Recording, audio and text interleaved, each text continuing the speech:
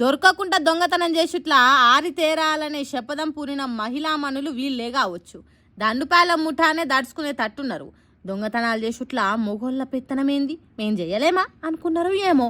5 మహిళా మణిహారాలు పదురుకొని పక్కా ప్లానింగ్ తోని దొంగతనం అనే వృత్తిలోకి దిగిండ్రు.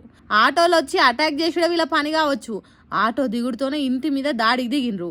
ముఖాలు గుర్తు పట్టకుండా ముసుగులేసుకున్నారు. చూడండి, తాళం బలగొట్టేదానికి ఏ తిరగదాంట్లాడుతున్నారో.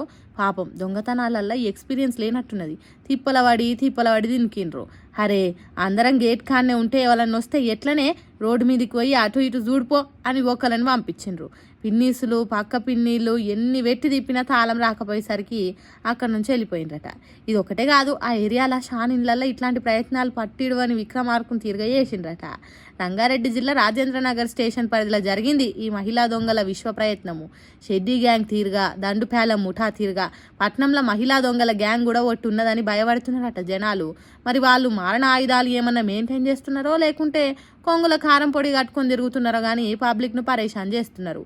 పోలీస్ సార్లు జర ఈ లెవెలో ఎక్కడి నుంచి వచ్చిన గ్యాంగో తొందరగా దొరకబట్టి పబ్లిక్ పక్క మీద కంటి నిండా నిద్రపోయేటట్టు ఏయుండ్రని కోరుతున్నారు ఈ వీడియో చూసిన జనాలు.